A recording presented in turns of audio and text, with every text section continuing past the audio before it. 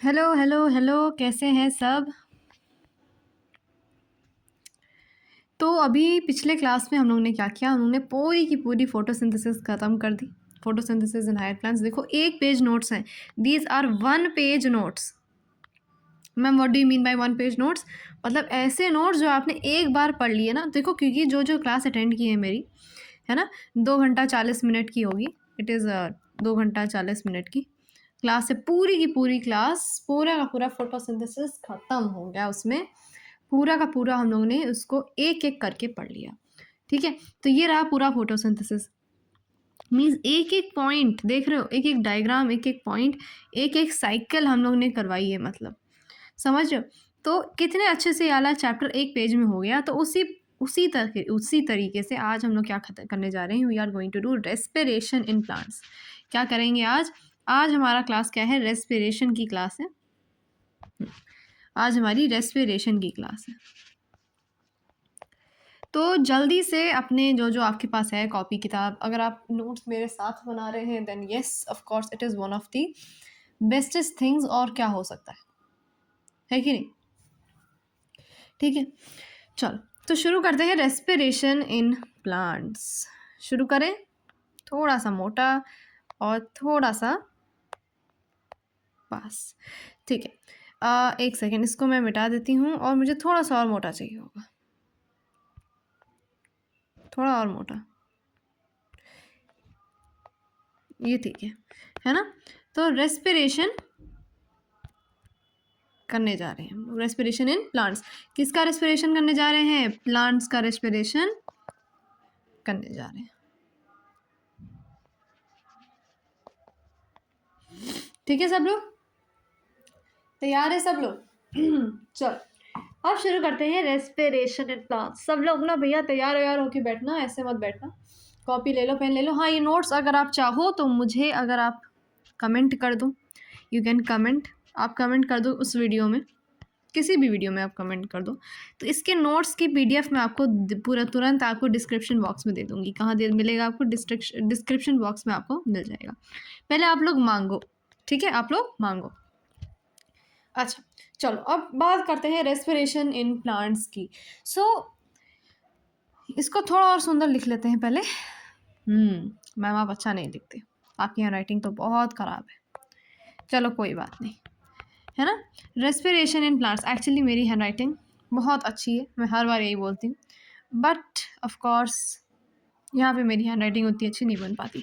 तो हम लोग रेस्पिरेशन किसके बारे में करने जा रहे हैं? प्लांट्स के बारे में करने जा रहे हैं। चिंता बिल्कुल कोई नहीं करेगा, एक एक पॉइंट समझ में आने वाला है, एक एक पॉइंट।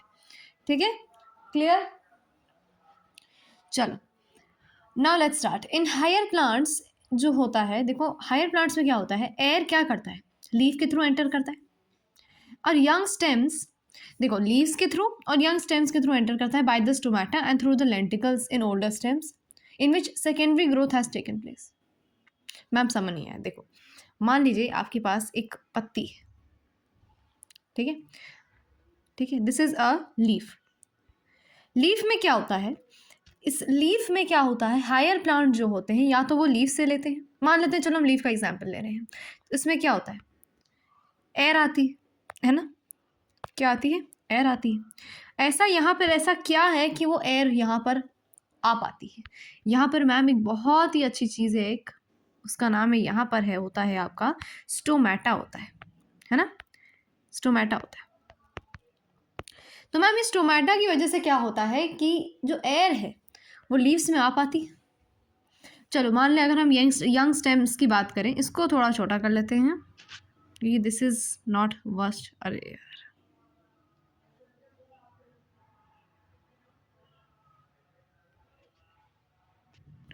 ठीक है, तो एयर आया लीफ में स्टोमेटा के थ्रू। मान लो मैं बात करती हूँ किसी स्टेम की, ये एक स्टेम है ना?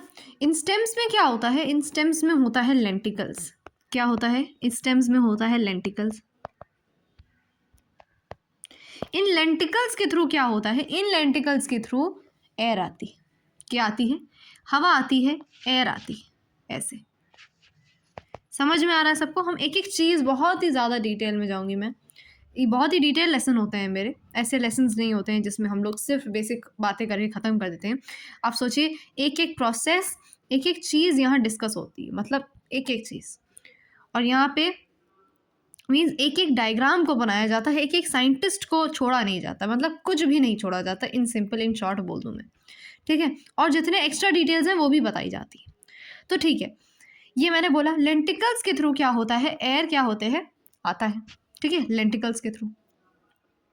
In older stems in which secondary growth has taken place, क्या होता है इसमें, इस ओल्डर स्टेम्स में क्या होता है, सेकेंडरी ग्रोथ टेक प्लेस हुई होती है। हाँ मैम ठीक है, हमें पता है ना। बीच बैकग्राउंड वॉइस को आप इग्नोर करें बिल्कुल से, है ना। अच्छा, ना सेकेंडरी ग्रोथ किस में टेक प्लेस हुई होती है, सेकेंडरी ग्रोथ किस में टेक प्लेस होती है, इन ओल्डर स्टेम्स, है ना, ठीक है। तो ओल्डर स्टेम्स में क्या होता है, सेकेंडरी ग्रोथ टेक प्लेस होती है, क्या होती है, सेकेंडरी ग्रोथ टेक प्लेस होती है। पीछे अलग ही गाना बज रहा है कि नहीं। कोई बात नहीं, हम लोग को तो पढ़ना है, हम लोग अपना पढ़ेंगे। देखो एयर जो है वो लेंटिकल्स के थ्रू आता है, किस में, स्टेम्स में, लेंटिकल्स के थ्रू, और ओल्डर स्टेम्स में क्या हो रखा होता है, सेकेंडरी ग्रोथ हुई रहती है, ठीक है। चलो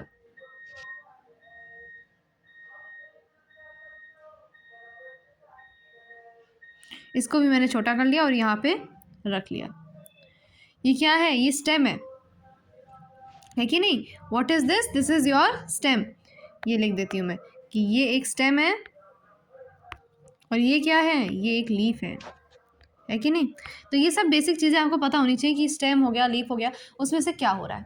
now once within the plant, जब एयर डिस्ट्रीब्यूट हो जाता है पूरे सारे इंटरसेल्युलर स्पेसेस में, है ना, उसको हम यूज़ करते हैं रेस्पिरेशन के लिए। देखो the air is distributed through the intercellular spaces from where it is picked up by the cells and it is used for respiration, ठीक है। तो क्या हो रहा है, सारे इंटरसेल्युलर स्पेसेस में आपका ये एयर पहुंच गया स्टोमेटा के थ्रू, लेंटिकल्स के थ्रू ये सारे इंटरसेल्युलर स्पेसेस में पहुंच गया। अब क्या होगा, अब होगा रेस्पिरेशन। अब इसके बाद जब ये स्टोमेटा और लेंटिकल्स के थ्रू ये पहुंच गया, अब क्या होगा, अब हो जाएगा आपका रेस्पिरेशन। रेस्पिरेशन कब होगा भाई, रेस्पिरेशन तो तभी होगा ना जब आपके प्लांट के अंदर एयर जाएगा। हवा जब तक नहीं जाएगी तब तक कैसे होगा रेस्पिरेशन। तो रेस्पिरेशन के लिए पहले हमें एयर की ज़रूरत है, और वो अब क्या होगा, इसमें रेस्पिरेशन हो जाएगी। Now therefore it becomes very clear कि जो रेस्पिरेशन मैकेनिज्म प्लांट्स में हो रहा है, it is different from that in animals, है ना। यहाँ पे सबसे बड़ी बात प्लांट में जो होती है, क्या होती है वो, है ना, दैट क्या होती है, एक सेकेंड, हाँ, रेस्पिरेशन बहुत इंपॉर्टेंट पार्ट है कि रेस्पिरेशन इन प्लांट्स कैसे डिफरेंट है ये आपके ह्यूमंस वाले उससे। सो रेस्पिरेशन इन प्लांट्स जो है, it is different from animals as it does not involve, क्या नहीं इन्वॉल्व करता, does not, as it does not involve breathing movements, बहुत ज़्यादा important, as it does not involve breathing movements. समझिए सब लोग, क्या नहीं इन्वॉल्व कर रहा है, ब्रीदिंग मूवमेंट्स इन्वॉल्व नहीं होते आपके रेस्पिरेशन इन प्लांट्स में। इसीलिए रेस्पिरेशन इन प्लांट्स में ब्रीदिंग मूवमेंट्स नहीं होते, वेरी वेरी इंपॉर्टेंट। इसीलिए वो एनिमल्स से बहुत डिफरेंट होता है रेस्पिरेशन इन प्लांट्स, है ना। इन्हीं सब रीजंस की वजह से रेस्पिरेशन इन प्लांट जो है, it is defined in strictly scientific manner as the process of oxidation of food to obtain energy, बहुत important. So respiration in plants जो है आपका, रेस्पिरेशन इन प्लांट्स जो है, एक सेकेंड, हाँ, रेस्पिरेशन इन प्लांट्स जो आपका ये जो टॉपिक है जिसको मैं भी हाईलाइट कर रही हूँ, रेस्पिरेशन इन प्लांट्स, तो ये जो रेस्पिरेशन इन प्लांट्स है, इसको हम क्या लिख सकते हैं, इसको हम एक ही डेफिनेशन लिख सकते हैं, that is process of oxidation of food. क्या है ये, ऑक्सीडेशन। अगर सब लोग मेरे साथ लिख रहे हैं तो उन्हें बहुत फ़ायदा होने वाला है। Oxidation of food to obtain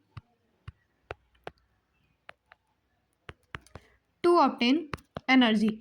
तो भैया क्या हो रहा है, फूड का oxidation. What is food, food is glucose. What is food, glucose है फूड। C6H12O6, ये क्या है, खाना है। और रेस्पिरेशन क्या होता है प्लांट्स में, it is the oxidation of food, क्या ऑब्टेन करने के लिए, कौन सी एनर्जी ऑब्टेन करने के लिए, पी वाली एनर्जी ऑब्टेन करने के लिए। इतनी बात सबको क्लियर हुई? This is very very important. जो बच्चे इन सब छोटी छोटी बातों को छोड़ के जाते हैं उनका बहुत ज़्यादा लॉस हो जाता है। इसलिए मैं इसी बात पे इसको भी थोड़ा सा रंग देती हूँ ताकि आप लोग को अच्छा लगे देखने में ना, मज़ा भी तो आनी चाहिए पढ़ने में। इसलिए मैं थोड़ा सा कलरफुल रखती हूँ, because biology is not tough अगर आप उसको पढ़ोगे नहीं। हाँ, पढ़ोगे नहीं तो उन सब बच्चों के लिए टफ है बेटा, सारे बच्चों के लिए टफ है अगर आप पढ़ोगे नहीं, है कि नहीं? थोड़ा सा और, हाँ ठीक है, क्लियर हो गया? रेस्पिरेशन इन प्लांट्स की बेसिक बातें आपको समझ में आ रही हैं कि नहीं आ रही हैं? ये जितना आज इस वक्त मैंने बोला, क्या वो सबको समझ में आया कि नहीं आया, मेरा ये सवाल है। ठीक है, सबसे पहले मैंने क्या बात करी भाई कि रेस्पिरेशन किसके बारे में बात कर रहे हैं? प्लांट्स के बारे में बात कर रहे हैं। दूसरी बात की जो मान लीजिए आपके पास एक लीफ है, उसके अंदर एयर कैसे आती है? उसके अंदर एयर आती है स्टोमेटा के थ्रू, जो आपकी लीफ में ही होती है। बात करें स्टेम की, तो स्टेम में लेंटिकल्स होते हैं जिसकी वजह से आपके एयर में आते हैं। ओल्डर स्टेम्स के पास सेकेंडरी ग्रोथ हो रखी होती है। अच्छा, रेस्पिरेशन इन प्लांट्स जो है it does not involve the breathing movements, और दैट इज़ वाई ये रेस्पिरेशन आपका respiration in plants animal respiration से काफ़ी अलग है ना, काफ़ी अलग है। और ऑक्सीडेशन होता है, और रेस्पिरेशन इन प्लांट्स होता क्या है? It is the oxidation of food to obtain energy. ये लाइन याद होनी चाहिए, oxidation of food to obtain energy. Now for oxidation, oxygen क्या होना चाहिए? It needs to be utilised always, and even carbon dioxide may not be released in some cases. देखो, ज़रूरी नहीं है इसमें CO2 निकलता है, लेकिन इट इज़ नॉट मैंडेटरी, है ना। एनर्जी निकलना लेकिन इंपॉर्टेंट है जब हम लोग ऑक्सीडेशन ऑफ फूड करते हैं। ठीक है, क्लियर हो गया? इतनी सारी बातें, बहुत सारी बातें करी हम लोगों ने। अब इन सारी बातों को ज़रा छोटा सा कर लेते हैं, है कि नहीं? यही तो करते हैं हम लोग, सारी बातों को छोटा छोटा करके साइड में ऐसे ऐसे स्टोर करते रहते हैं, और फिर उसको एक बॉक्स के अंदर रख लेते हैं। ठीक है, क्लियर? ये बातें क्लियर हुई? देखो कितने अच्छे से मैंने पूरा बना दिया है आप लोग के लिए। ये चलो, next topic is what are the kinds of respiration. Actually दो तरह के रेस्पिरेशन होते हैं बेसिकली। एक होता है आपका एरोबिक, एक होता है आपका एनएरोबिक। समझ रहे हो? एक होता है आपका एरोबिक रेस्पिरेशन और एक होता है आपका एनएरोबिक रेस्पिरेशन। ठीक है, तो सबसे पहले हम लोग बात करते हैं एरोबिक रेस्पिरेशन के बारे में। ठीक है मैम, आप ऐसे क्यों करवा रही हैं? Why are you not writing like कि आपने पहले यार बोल दिया रेस्पिरेशन इतने प्रकार का होता है, फिर आप ऐसे ऐसे कराते हो ना। ऐसे इसलिए करवा रहे हैं बिकॉज एरोबिक रेस्पिरेशन आपको पता होना चाहिए ना कि रेस्पिरेशन दो तरह का होता है, एरोबिक एंड एनारोबिक। इसमें लिखने वाली बात कुछ भी नहीं है। लिखने वाली बात अभी मैं आपको बताऊंगी, जब ढेर सारी चीज़ें आएंगी ना तब पता चलेगा कि लिखना क्या था और क्या नहीं लिखना था। ठीक है, तो हम लोग शुरू करते हैं एरोबिक रेस्पिरेशन के साथ। चलिए मैम फटाफट से शुरू कर लेते हैं। एरोबिक रेस्पिरेशन, चलो लिख लेती हूँ। Aerobic, Arabic, aerobic respiration. ठीक है, एरोबिक रेस्पिरेशन, चलो जानते हैं एरोबिक रेस्पिरेशन होता क्या है ना। एक जनरल टर्म होता है which is covering a very vast series of chemical reactions ना। मतलब क्या हो रहा है इसमें आपको पता ही चलता है। देखो आपको तो पता ही है, आप लोग बहुत समझदार बच्चे हो, तुम लोग को समझ में आ रहा है दैट एरोबिक का मतलब है in the presence of air. Aerobic का क्या मतलब होता है? In the presence of oxygen, presence of oxygen. तो कौन सी रेस्पिरेशन? देखो, this is a general term which is covering a vast series of chemical reactions of a very complicated nature, by means of which the chemical energy of foods जो है आपकी, जो chemical energy of foods है, it is converted into some easily available or ready to use form, usually adenosine triphosphate ATP in the presence of oxygen। तो आपका presence of oxygen की मदद से क्या हो रहा है? What is happening? Formation of ATP। What is ATP? Adenosine triphosphate, formation of ATP। मतलब कि रेस्पिरेशन हो रही है यार, मैंने ही तो बोला था। मैंने क्या बोला था? फिर से चलते हैं पीछे। Oxidation of food to obtain energy, तो oxidation of food to obtain energy मैंने बोला था ATP वाली एनर्जी निकलनी चाहिए। तो ऑफ कोर्स ऐसी रेस्पिरेशन जिसमें ऑक्सीजन की प्रेजेंस से फॉर्मेशन ऑफ एटीपी हो, उसको हम क्या बोलेंगे? और aerobic respiration. Now, the energy contained in the food is made available for work in many ways, but the most common method is through glycolysis and the Krebs cycle. तो यहाँ पे अब हम लोग बात करने वाले हैं ग्लाइकोलिसिस की और क्रेब्स साइकिल की। मैम ये क्या बात है? What is the Krebs cycle, what is glycolysis? देखो इसको समझना पड़ेगा आपको, थोड़ा सा और समझते हैं इसको, थोड़ा डीप में चलते हैं। देखो, जो एनर्जी फूड में होती है, देखो मान लो ये फूड है, इसमें क्या है? काफ़ी एनर्जी है। बहुत ध्यान से सुनना, इसमें एनर्जी, दिस फूड की जो एनर्जी है, it is made available for work. अब इस एनर्जी से हम क्या वर्क करवा सकते हैं? बिल्कुल करवा सकते हैं यार। खाना क्यों खाते हो? एनर्जी के लिए। एनर्जी क्यों चाहिए? काम करने के लिए, है कि नहीं? और इसको कैसे करवाएं? दिस इज द क्वेश्चन, कैसे करवाएं? इस जो हमारे पास एनर्जी है हमारे फूड में, दिस इज आवर फूड के अंदर एनर्जी है। अब एनर्जी से मुझे वर्क करवाना है। अभी कैसे करेगा? करने के लिए ही प्रोसेस होते हैं। तो इस पॉइंट को लिखना काफ़ी इंपॉर्टेंट हो जाता है, इस पॉइंट को लिखना काफ़ी इंपॉर्टेंट हो जाता है। दैट, एक सेकेंड, दैट जो वो है फूड है, उसके अंदर एनर्जी होती है और इस एनर्जी से मुझे वर्क कराना है। अब इसके लिए मुझे इसके लिए मुझे 2 साइकिल करने पड़ेंगे इस पूरे काम के लिए। There are 2 types of cycles, जिसमें पहला है ग्लाइकोलिसिस, एक है आपका ग्लाइकोलिसिस, सबने नाम तो सुना ही होगा, ग्लाइकोलिसिस, और एक है क्रेब्स साइकिल। समझ रहे हैं सब लोग? एक है ग्लाइकोलिसिस और एक है क्रेब्स साइकिल। इसको थोड़ा सा छोटा करने दो बिकॉज ये काफ़ी बड़ा हो गया है ना। हाँ देखो, एक होता है ग्लाइकोलिसिस, एक होता है ग्लाइकोलिसिस, एक होती है क्रेब्स साइकिल। समझ रहे हो? Any food can be used for the production of energy, but glucose, the basic product of photosynthesis, is used by most of the living cells for this purpose. बात यह है कि हम किसी भी खाने को बना सकते हैं। देखो मैंने बोला कि फूड के अंदर एनर्जी होती है ना, फूड के अंदर एनर्जी होती है, एनर्जी से वर्क होता है ना, यही तो बोला मैंने। लेकिन कौन सा फूड, ये भी तो सवाल है ना। तो फूड भी हम लोग बेसिकली कौन सा लेते हैं? We take glucose only. कौन सा फूड लेते हैं? We take glucose only. ठीक है, फूड भी कौन सा लेते हैं? ग्लूकोज लेते हैं, C6H12O6। क्यों? Because it's the basic product of photosynthesis का बेसिक प्रोडक्ट है and it is use by most of the living cells. ज़्यादातर वही यूज़ होता है। क्या होगा मैम? ग्लूकोज ऑक्सीडाइज होगा, है ना, and it is broken into components. Glucose का ऑक्सीडेशन हो। What is oxidation? Addition of oxygen is oxidation. Ma'am oxidation क्यों कर रहे हैं? हम ऑक्सीडेशन करते हैं फूड का टू ऑब्टेन एनर्जी। मुझे एनर्जी ही तो लानी है। मुझे मैम एनर्जी क्यों लानी है? बिकॉज मुझे फूड से बेटा एनर्जी लानी है, एनर्जी से वर्क बनाना है, वही तो कर रही हूँ, है ना। मैम फिजिक्स कहाँ से आ गई, वर्क कहाँ से आ गया? इसमें फिजिक्स नहीं है ये, बस हमें वर्क करवाना है, काम करवाना है। ठीक है, बेसिक, ज़्यादा इसमें दिमाग नहीं लगाना है। तो फूड का ऑक्सीडेशन करूँगी ताकि एनर्जी निकले, फिर आपका होगा ना वर्कर, है कि नहीं। तो सबसे पहले हम लोग फूड का क्या करेंगे? ऑक्सीडेशन करेंगे। मैम फूड का ऑक्सीडेशन कैसे करेंगे? अरे भाई ऑक्सीजन जोड़ दो, फिर अपने कॉम्पोनेंट्स में निकाल देगा और एनर्जी भी निकाल देगा। मैम कैसे?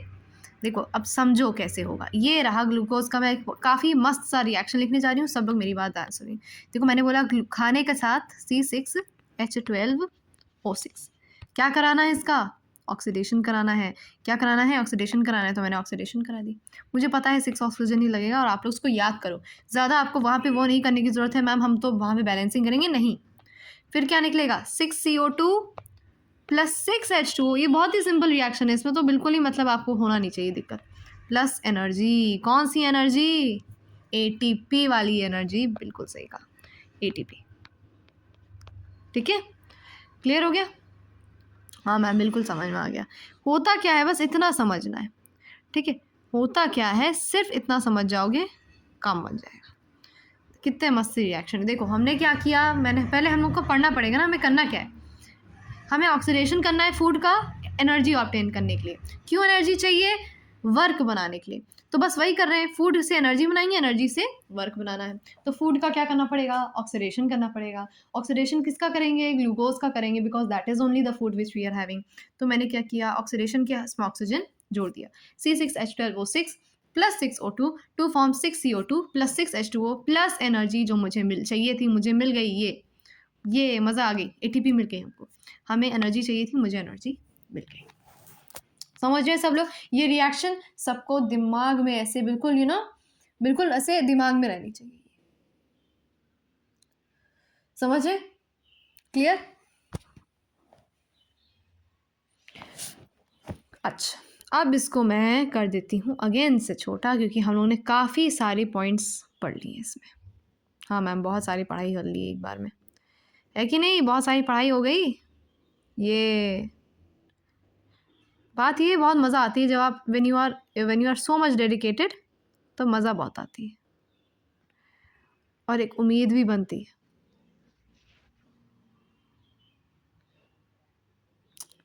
ये हाँ, बॉक्स का साइज डिफर तो करेगा ही, ठीक है। जो बच्चे बोल रहे हैं मैम, हमने बॉक्स इधर उधर टेढ़े मेढ़े बने हुए हैं, तो देखो यार, बॉक्स से फ़र्क नहीं पड़ता, फ़र्क पड़ता है कि आप कैसे पढ़ रहे हो, क्या पढ़ रहे हो, राइट? तो कितना अच्छा हम लोग नोट्स बनाते हैं, 1 पेज नोट्स होते हैं ये सारे, ठीक है। अभी महा रिविजन होगा एक, I think in the end of January एक महा रिविजन रखूँगी मैं, तो उसमें मैं इन्हीं नोट्स का इस्तेमाल करूँगी और हाँ, आपके NCERT का इस्तेमाल करूँगी, ठीक है, क्लियर? चलो, नाउ लेट्स स्टार्ट। ये हो गया, aerobic respiration, presence of oxygen रहता है, फॉर्मेशन ऑफ ATP होता है, फूड से ग्लूकोज, सारी चीज़ें बता दी मैंने, कितनी बार तो रिपीट किया मैंने। अब मैं करने जा रही हूँ ग्लाइकोलिसिस। अच्छा, ग्लाइकोलिसिस तो करने से पहले समझो, पहले करने क्या जा रहे हैं। तो ये जो रिएक्शन हो रहा है, ये जो रिएक्शन है, हाँ मैम, ये जो रिएक्शन है, क्या हो रहा है, डिकॉम्पोजिशन हो रहा है ना ग्लूकोज का, ऑक्सीडेशन हो रहा है ग्लूकोज का, छोटा हो रहा है, डिकॉम्पोजिशन हो रहा है। तो इसको 2 फेजेस में रखते हैं। एक होता है पहला फेज, द फर्स्ट फेज, जिसे हम बोलते हैं ग्लाइकोलिसिस। कहाँ टेक प्लेस करता है, साइटोसोल ऑफ द सेल में टेक प्लेस करता है। इस फेज में ग्लाइकोलिसिस में क्या होता है, ना ही ऑक्सीजन, एक सेकेंड, ना ही ऑक्सीजन और ना ही CO2,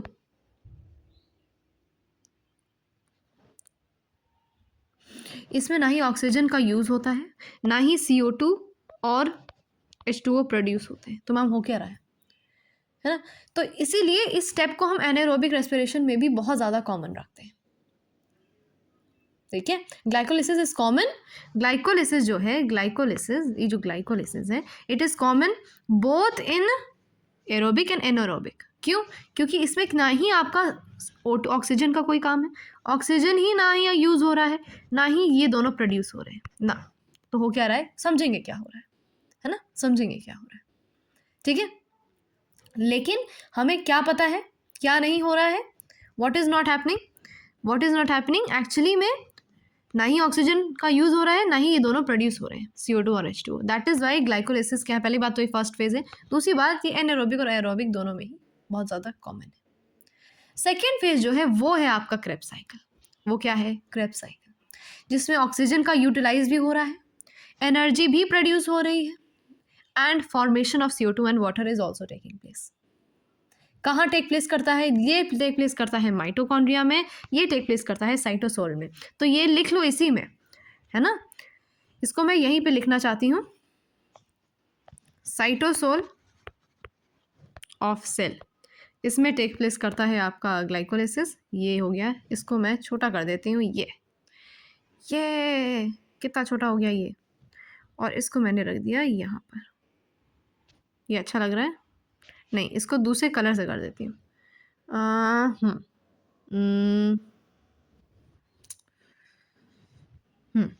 साइटोसोल ऑफ सेल में कौन टेक प्लेस करता है मैम, मेरा ग्लाइकोलिसिस टेक प्लेस करता है। एक सेकेंड, साइटोसोल लिखा है वो, ये साइटोसोल ऑफ सेल में टेक प्लेस करता है, and this takes place in the mitochondria of the cell, ठीक है। इसको लिख लेते हैं, माइटोकॉन्ड्रिया ऑफ सेल। कौन, क्रेब्स साइकिल, ठीक है,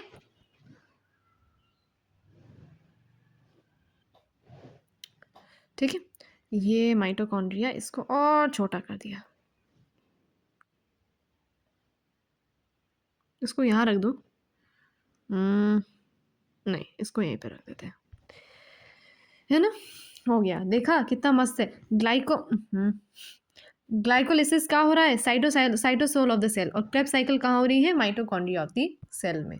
तो पहले थोड़ी और चीज़ें मुझे लिखनी पड़ेंगी। बात करते हैं फेज़ 1 की। अच्छा, एक और चीज़ मैं यहाँ लिखना चाहती थी ताकि आप लोग बिल्कुल भी कंफ्यूज ना हो। This is the first phase और this is the second phase, है ना। तो इसको आपको पता होना चाहिए कि what is the first phase, this is the first phase and the second phase. आप यहाँ क्यों लिख रहे हो, अरे वहाँ पे छोटा करके वहाँ चिपकाना है ना मुझे। ये है आपका फर्स्ट फेज़, ये छोटा छोटा छोटा कहाँ रखना है। तो ये है आपका first phase, this is your first phase. First phase क्या है, ये फर्स्ट फेज़ है ग्लाइकोलिसिस, और सेकेंड फेज़ क्या है, क्रेब्स साइकिल।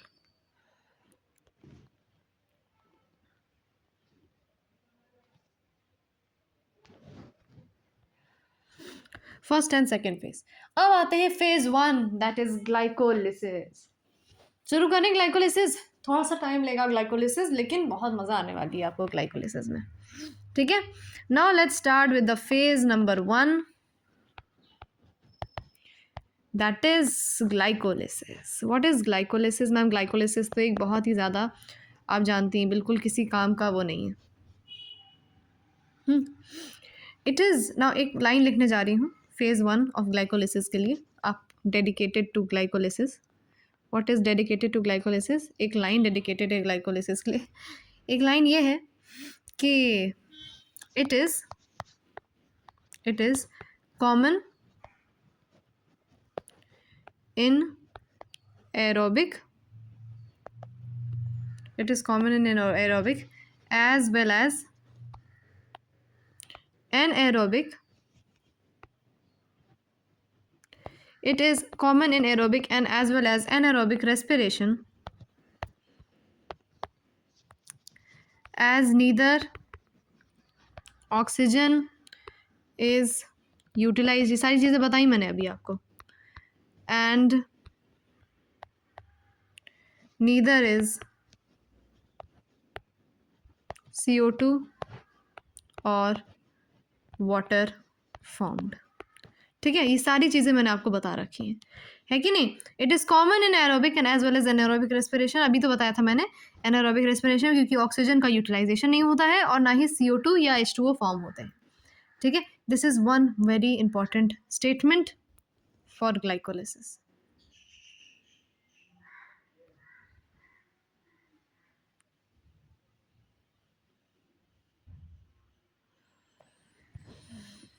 ठीक है, ओके। नाउ ग्लाइकोलिसिस के बारे में बात करना शुरू करते हैं। नाउ ग्लाइकोलिसिस में बहुत सारे एंजाइमेटिक केमिकल रिएक्शंस होते हैं जो कहाँ टेक प्लेस करता है, साइटोसोल में टेक प्लेस करता है। कहाँ टेक प्लेस करता है, साइटोसोल में टेक प्लेस करता है, using the glucose as the raw material for the production of energy. हमें पता है यार, है ना। तो ग्लाइकोलिसिस का एक पाथवे, हमेशा मैं ऑरेंज क्यों ले रही हूँ, है ना। ग्लाइकोलिसिस का एक pathway, the pathway for the glycolysis को हमने एक नाम दिया है, बहुत ही इंपॉर्टेंट नाम जो याद करने में हालत ख़राब हो जाएगी, एमडेन मेयरहॉफ पार्नास पाथवे। ये क्या बोला मैम आपने? हमने बोला एमडेन एमडेन एमडेन मेयरहॉफ पार्नास। इसको पहले थोड़ा छोटा करें, पार्नास, इसको हम बोलते हैं EMP पाथवे।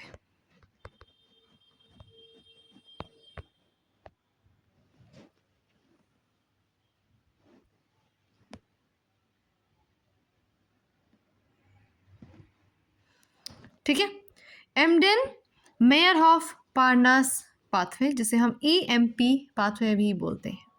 तो ग्लाइकोलिसिस की पाथवे को क्या बोलते हैं हम लोग? इसकी पाथवे को बोलते हैं एमडेन मेयरहॉफ पार्नास EMP पाथवे। समझ रहे हो? क्लियर हो गया? After the names of 3 German scientist who discovered it. पूरे इस ग्लाइकोलिसिस के पाथवे को किसने डिस्कवर किया? एमडेन ने, मेयरहॉफ ने, पार्नास में। ये नाम आ सकते हैं, ठीक है। क्लियर हो गया? अच्छा, अब क्या हम लोग ग्लाइकोलिसिस शुरू करें? मैम क्या हम लोग ग्लाइकोलिसिस शुरू करें? हाँ, हम लोग ग्लाइकोलिसिस शुरू करते हैं, ठीक है। क्लियर? ओके। इसको क्या पहले से छोटा कर लूँ क्या? मैं साइड में कर लेती हूँ ना पहले से ही। I guess this is a nice idea. एक सेकेंड।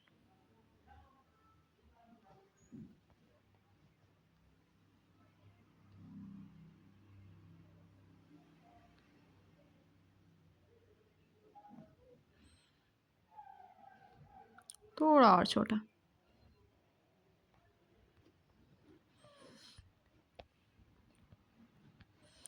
ठीक है, ये भी लिख लो कि ये जो नाम है, एक सेकेंड, ये जो नाम है, ये जो नाम है, ये बेस्ड है, ये थोड़ा मोटा ज़्यादा है ना, एंड थोड़ा सा डार्क। ये लिख लो, इट इज़ बेस्ड ऑन, एक second, it is based on names of 3 German scientist. ठीक है, 3 जर्मन साइंटिस्ट के नाम पे बेस्ड है। ये छोटी चीज़ आपको पता होनी चाहिए।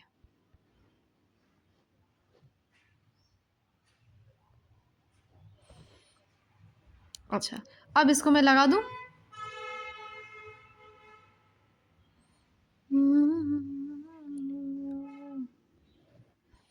हो गया, 3 डब्बे बन गए हमारे शुरू के। ये चलो अब ग्लाइकोलिसिस शुरू करते हैं फटाफट, ज़्यादा इंपॉर्टेंट है वो। शुरू करते हैं ग्लाइकोलिसिस के सारे स्टेप्स। ठीक है, थोड़ा सा टफ तो होता है ये ग्लाइकोलिसिस। हाँ, याद करने का वाला पोर्शन ज़्यादा है, डजंट मीन हम कर नहीं पाएंगे। तो शुरू करते हैं। दिस इज, एक सेकेंड, ग्लाइकोलिसिस।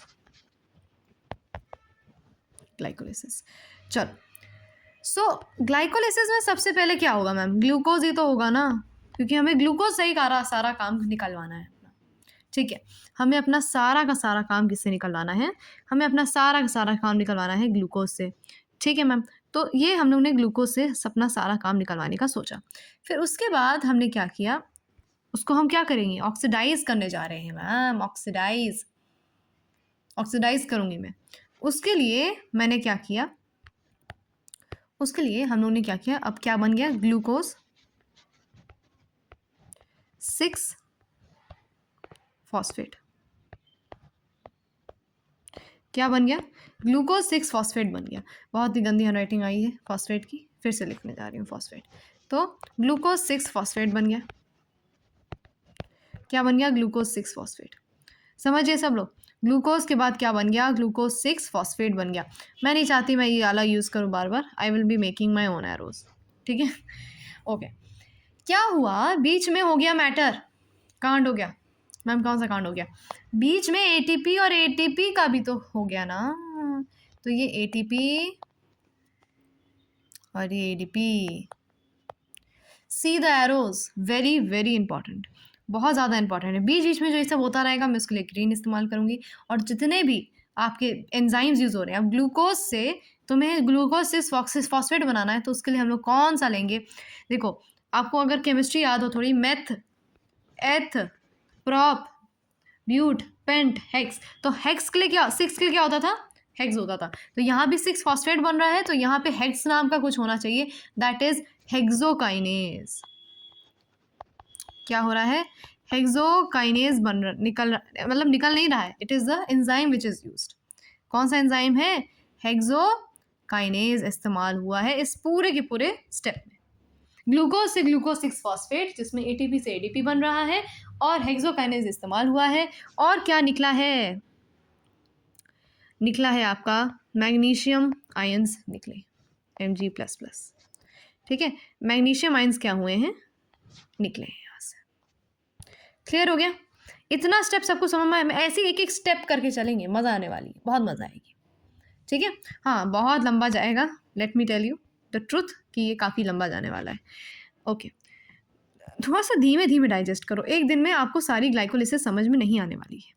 ठीक है, तो ये रहा पहला step. Now let's come to the next step. Next step में क्या बन रहा है? नेक्स्ट स्टेप में पहली बात तो this is a reversible reaction. मैं अभी बताती हूँ कौन कौन से स्टेप रिवर्सिबल रिएक्शन है। पहले हम लोग इतना जान लेते हैं कि हो क्या रहा है। ये एक रिवर्सिबल रिएक्शन है।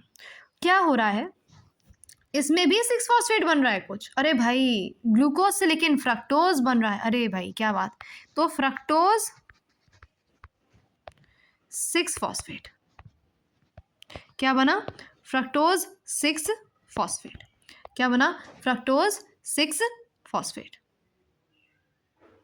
ये एक सेकेंड, ये हाँ, फ्रक्टोज 6-फॉस्फेट बन गया। ग्लूकोज 6-फॉस्फेट से क्या बन गया? फ्रक्टोज 6-फॉस्फेट बन गया। मैम किसकी मदद से बन गया, ये भी तो बताना है आपको, ये भी तो बताना है आपको। तो आपको ये बताना पड़ेगा that it is become of phosphohexose isomerase, है कि नहीं? अब मैम यहाँ तो देखो 6 इसमें भी है, तो इसमें भी कुछ हेक्सो लगेगा, बिल्कुल लगेगा, क्यों नहीं लगेगा, हेक्सो लगेगा। लेकिन बात ये है ना कि ग्लूकोज 6-फॉस्फेट नहीं बन रहा है, दिस इज फ्रक्टोज 6-फॉस्फेट। तो मतलब कुछ ना कुछ तो होगा, हेक्सोकाइनेज नहीं होगा लेकिन हेक्सो जरूर लगेगा। तो दिस विल बी फॉस्फोहेक्सोज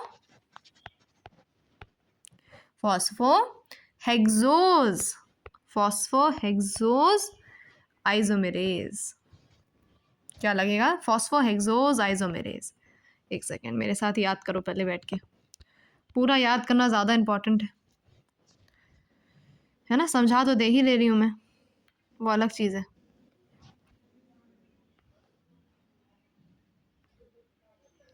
ना, समझा तो दे ही दे रही हूँ मैं, वो अलग चीज़ है। बस आपको ये समझना है कि हो क्या रहा है। फॉस्फोहेक्सोज आइसोमेरेज, इसको थोड़ा सा और मुझे बड़ा करना चाहिए, आई डोंट थिंक कि इसको छोटा रखना चाहिए इतना, है ना। अब ये रहा फॉस्फोहेक्सोज आइसोमेरेज। अच्छा, तो पहला स्टेप क्या था मैम? ग्लूकोज था। ग्लूकोज से क्या हुआ? ग्लूकोज 6-फॉस्फेट बन गया, फिर फ्रक्टोज 6-फॉस्फेट बन गया। ग्लूकोज 6-फॉस्फेट में लगने के लिए कुछ ना कुछ हेक्स तो लगा होगा, क्योंकि 6 है, तो हेक्सो आइसोमेरेज या हेक्सोकाइनेज लगा। क्या लगा? हेक्सोकाइनेज लगा। क्या लगा? हेक्सोकाइनेज। और बीच में हो गया मैटर। मैटर क्या था? ग्रीन कलर का, एटीपी से एडीपी बन गया। अब याद रखना, मैटर होगा मतलब कि एटीपी से एडीपी, अगर महा मैटर होगा तो एटीपी से एडीपी से एटीपी। ठीक है, अभी नीचे महा मैटर भी होगा। ठीक है, क्लियर। और मैम ग्लूकोज 6-फॉस्फेट से फ्रक्टोज 6-फॉस्फेट में आने के लिए क्या हो रहा है? रिवर्सिबल रिएक्शन लग रहा है। इसको आप ऐसे याद कर सकते हो, these are so similar in looking कि दोनों ने देखो इक्वल साइन लगा लिया। ठीक है, और कौन सा लग रहा है? कौन सा वो लग रहा है? Phosphohexo isomerase. कौन सा? Phosphohexo isomerase. ठीक है, fructose six phosphate and phosphohexo isomerase. इसका क्या है? एंजाइम है। The yellow coloured are enzymes, जिनको नहीं पता है। अच्छा, अब आते हैं नेक्स्ट स्टेप पर। मज़ा आ रही है पढ़ने में? आज ही याद हो जाएगा सारा। जिन बच्चों को डाउट है मैम आज नहीं होगा, क्या कब होगा? आज ही के आज पूरा का पूरा ग्लाइकोलिसिस की ऐसी तैसी कर देंगे। और देखो यार, हर एक चीज़ में ना निमोनिक नहीं बनाया जाता, कुछ कुछ चीज़ें आपको यहाँ पे भी रखनी चाहिए। ठीक है, अब फ्रक्टोज 6-फॉस्फेट से बना फ्रक्टोज 1,6-डाइफॉस्फेट। क्या बात है, फ्रक्टोज 6 से फ्रक्टोज 1,6-डाइफॉस्फेट। अच्छा ठीक है, ये याद अगर करने बैठोगे तो बहुत आसानी से याद हो जाएगा। I am telling you the truth, fructose 1,6-डाइफॉस्फेट।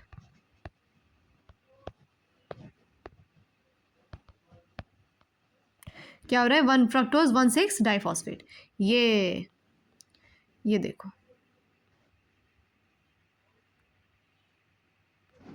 ठीक है, ये बन गया फ्रक्टोज 1,6-डाइफॉस्फेट and this is not a reversible reaction. बहुत इंपॉर्टेंट बात है ये सब। फिर यहाँ पे हुआ अगेन एक मैटर हो गया, लेकिन ये महा मैटर नहीं, मैटर है सिर्फ। तो यहाँ एक मैटर हुआ, ग्रीन कलर का मैटर, और यहाँ एटीपी से एडीपी बन रहा है। ठीक है, एटीपी से एडीपी, मैं भी समझाती हूँ कैसे याद करना है। यहाँ एटीपी से एडीपी बन रहा है, इसमें भी तो बना ऊपर एटीपी से एडीपी, ठीक है।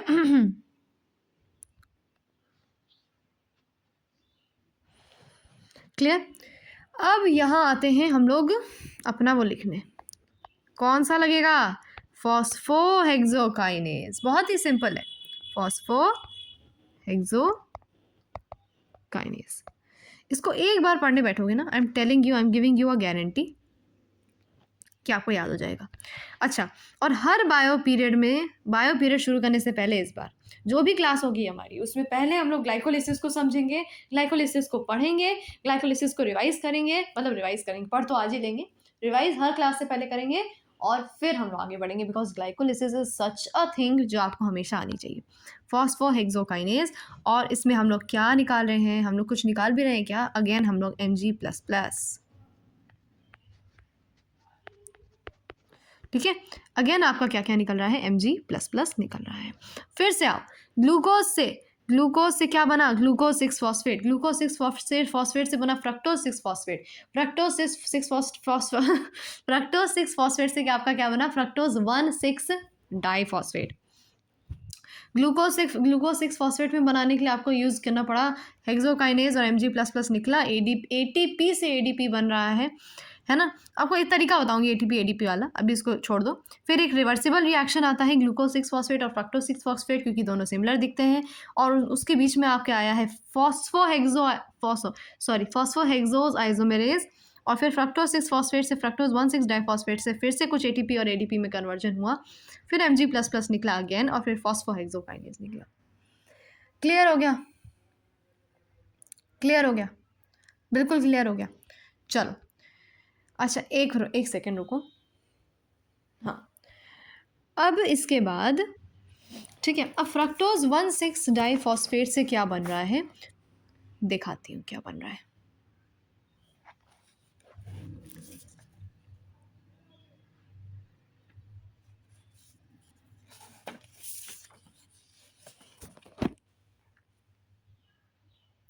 एक दिक्कत ये हो गई है यहाँ पर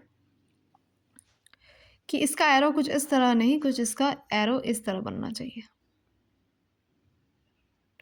इसका एरो कुछ इस तरह बनना चाहिए। मैं भी रिवर्सिबल नहीं, हाँ ये रिवर्सिबल नहीं है, ठीक है। अब आगे बढ़ते हैं, फ्रक्टोज 1,6 डाइफॉस्फेट बना है ना। अब क्या होगा, अब वापस से हम लोग आगे बढ़ेंगे कुछ ऐसा, ठीक है। और अब क्या बनेगा, अब बनेगा 3-फॉस्फोग्लिसरल्डिहाइड। मैम ये क्या हो गया, हाँ यहाँ से थोड़ा सा टफ होना शुरू हुआ है, फिर भी याद कर लेंगे। 3-फॉस्फोग्लिसरल्डिहाइड,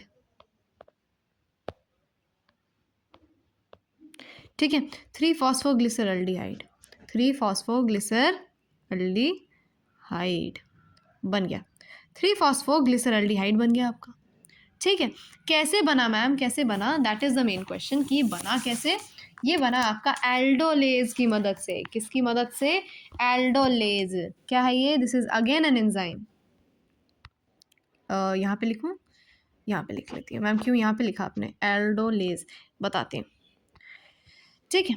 यहाँ एक और आपकी बहुत ही अच्छी सी, यहाँ से इस एरिया से, एल्डोलेज वाले एरिया से, यानी कि 3-फॉस्फोग्लिसरल्डिहाइड से आपके असली वो शुरू हुए हैं reversible reactions, and this is a reversible reaction. यहाँ पे आपका बनेगा डाईहाइड्रोक्सी एसीटोन। क्या बनेगा, डाईहाइड्रोक्सी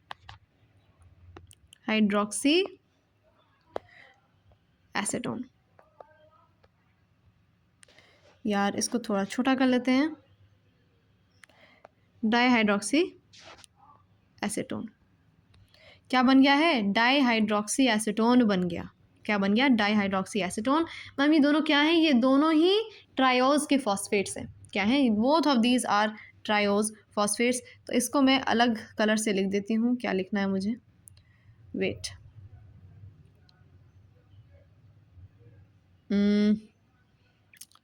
हाँ ये ऐसे लिख देती हूँ, दैट both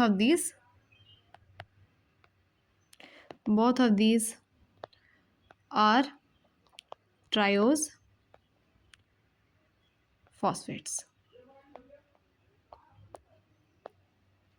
ठीक है, बोथ ऑफ दिस क्या है, दोनों की दोनों आपके ट्रायोज वाले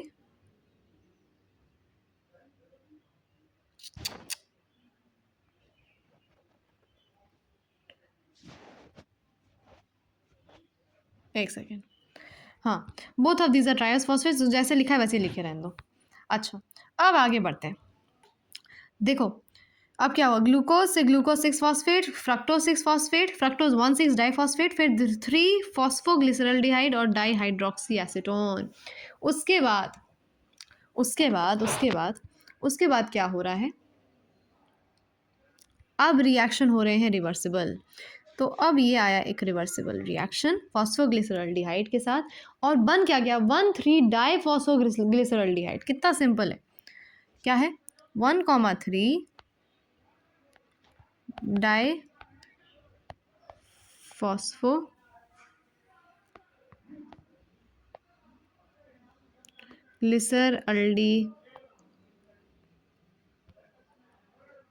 ग्लिसरल्डिहाइड। ठीक है, 1 3 डाईफॉस्फोग्लिसरल्डिहाइड, ये रहा छोटा सा।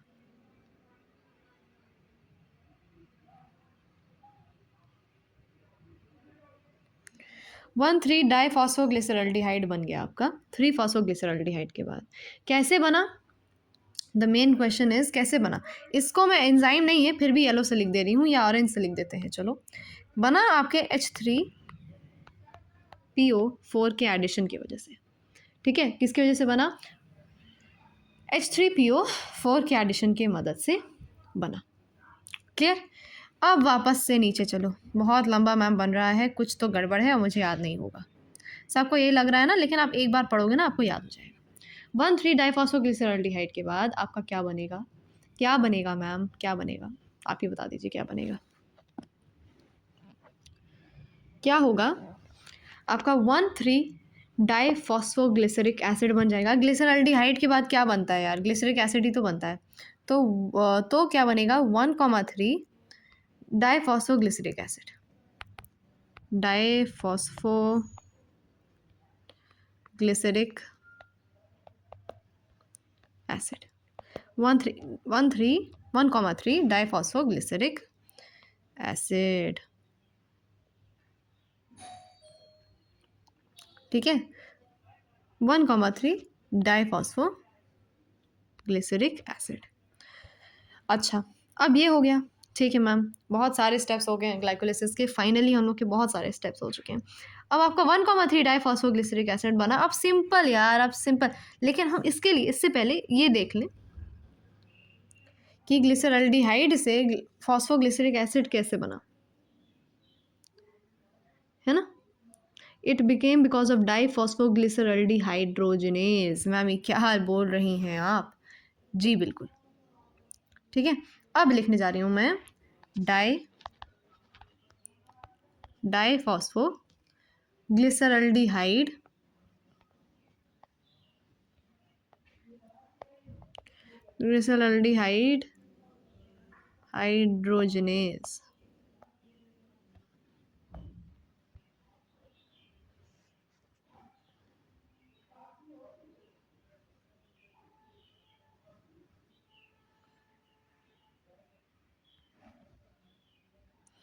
ठीक है, डाईफॉस्फोग्लिसरल्डिहाइड्रोजिनेज, उसके बाद डाईफॉस्फोग्लिसरल्डिहाइड्रोजिनेज। ठीक है, अभी मैं पूरा रिवाइज करवाती हूँ, चिंता मत करो। ठीक है, 1 3 डाईफॉस्फोग्लिसरिक एसिड बन गया। अब क्या बनेगा मैम, सिंपल यार, 1 3 से 3 फॉस्फोग्लिसरिक एसिड बन जाएगा। अरे वाह, क्या बात है।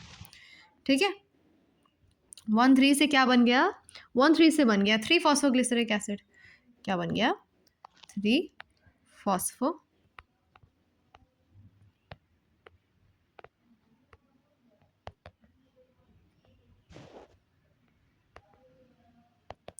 ठीक है, 1 3 फॉस्फोग्लिसरिक एसिड बन गया। क्या हाँ, इतना चाहिए बेटा। 3 फॉस्फोग्लिसरिक एसिड बन गया। ये क्यों ये डॉट्स चले जाते हैं उधर, है कि नहीं। 3 फॉस्फोग्लिसरिक एसिड। अच्छा, 3 फॉस्फोग्लिसरिक एसिड बनने के लिए भी कोई यार बड़ा लंबा चौड़ा बना होगा। हाँ मैम बिल्कुल, लेकिन उससे पहले यहाँ पे जो डाईफॉस्फो ये बना है उसके लिए भी एक मैटर हुआ है। मैम क्या मैटर हुआ है देखते हैं। इसमें एक मैटर हुआ है यहाँ पर, NAD से NADH2 बना है। अरे वाह, इतना सा मैटर, बिल्कुल सिर्फ इतना सा ही मैटर, NADH2, ठीक है, और कुछ नहीं हुआ है। और यहाँ पर क्या हुआ है, यहाँ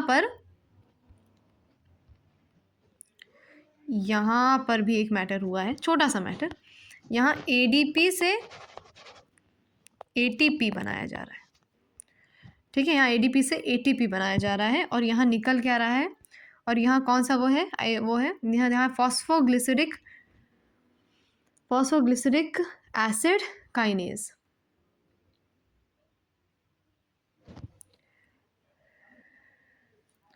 ठीक है, यहाँ क्या है, यहाँ है फॉस्फो, बहुत ही ज़्यादा थोड़ा सा टिपिकल ज़रूर है, लेकिन याद ज़रूर हो जाएगा। फॉस्फोग्लिसरिक एसिड मेरे साथ जो बना रहे हैं उनको बहुत मज़ा आ रही होगी, काइनेज, क्योंकि हम लोग इतना कलरफुल, इतना अच्छा पढ़ रहे हैं, मज़ा आएगी पढ़ने में। डोंट थिंक कि आप लोग फॉस्फोग्लिसरिक एसिड काइनेज, यहाँ ग्लिसरिक एसिड, और ये है ये फॉस्फोग्लिसरिक एसिड काइनेज। अब 3 फॉस्फोग्लिसरिक एसिड जो बना उसका क्या करना है। ओ दिक्कत क्या हो गई मैम अब। अरे मैम इतना बड़ा आपने बना दिया है कि इसको आप किसी तरह छोटा करो, अब किसी तरह छोटा करो, बहुत हो गया। हाँ छोटा कर लिया। सबसे बड़ा इसमें चार्ट सिर्फ ग्लाइकोलिसिस का ही बनेगा और किसी चीज़ का नहीं बनेगा, ठीक है। ग्लाइकोलिसिस का ही आपको बस मेन दिक्कत है, जो मुझे लग रहा है आप नहीं कर पाओगे। बस थोड़ा सा आपको बस इसमें प्रैक्टिस रखनी है, ऐसे नहीं बस होता था। अच्छा ब्लैक। अब यहाँ क्या बन रहा है देखते हैं। अब इसको मैं थोड़ा सा छोटा कर देती हूँ, क्यों मैम, अभी बताती हूँ क्यों। यहाँ से बनाते हैं। अच्छा 3 फॉस्फोग्लिसरिक एसिड से क्या बनेगा, 2 फॉस्फोग्लिसरिक एसिड बन जाएगा। क्या बन जाएगा, 2 फॉस्फोग्लिसरिक एसिड, 2 फॉस्फोग्लिसरिक एसिड, ठीक है, 2 फॉस्फोग्लिसरिक एसिड। अरे यार क्यों ये डॉट्स छूट जाते हैं बार बार, हर बार मुझे डॉट लगाना पड़ जाता है। अच्छा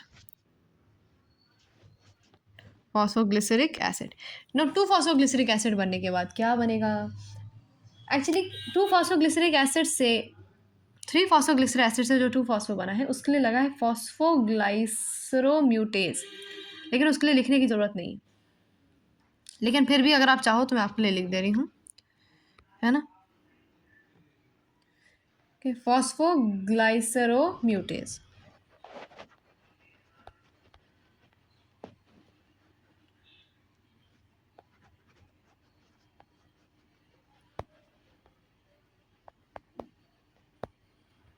फॉस्फोरोग्लाइसरोम्यूटेज, थोड़ा सा लंबा चला गया ये, हाँ फॉस्फोरोग्लाइसरोम्यूटेज। अच्छा अब यहाँ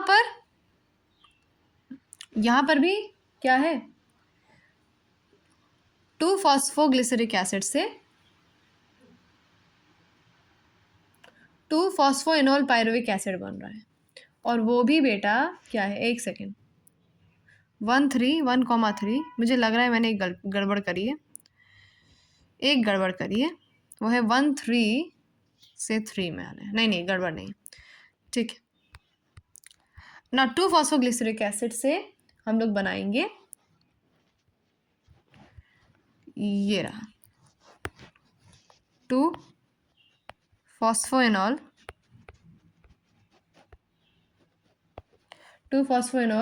पायरुविक एसिड।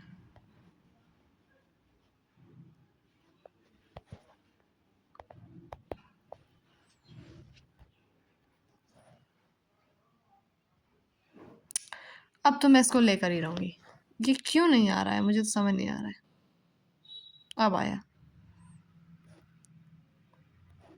ठीक है, 2 फॉस्फोइनोल पायरुविक एसिड। अब 2 फॉस्फोइनोल पायरुविक एसिड के बाद क्या बनेगा, पहले ही बनेगा कैसे, this will be happening because of 2 phosphoglyceric acid से 2 फॉस्फेनॉल पायरुविक एसिड से कैसे बना? Because with the help of enolase, और आखिरी स्टेप आने वाला है एनोलेज आ गया, एनोलेज, और फिर एनोलेज से आपका final step which is only अ 1 वाला स्टेप, ऐसा वाला स्टेप है, और आपका बन जाएगा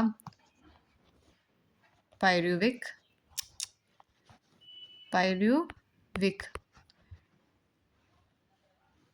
एसिड, पायरुविक एसिड। मज़ा आई? एक और चीज़ ले लो, एक आखिरी एंजाइम इधर, pyruvic acid kinase, pyruvic acid kinase. Ma'am क्या बात है, इतना बड़ा क्या बताएं। ये नहीं चाहिए मुझे, ये नहीं चाहिए मुझे, सिर्फ इतना चाहिए। पायरुविक एसिड काइनेज हो गया, पायरुविक एसिड बन गया। हाँ, यहाँ पे भी एक छोटा सा मैटर हुआ है,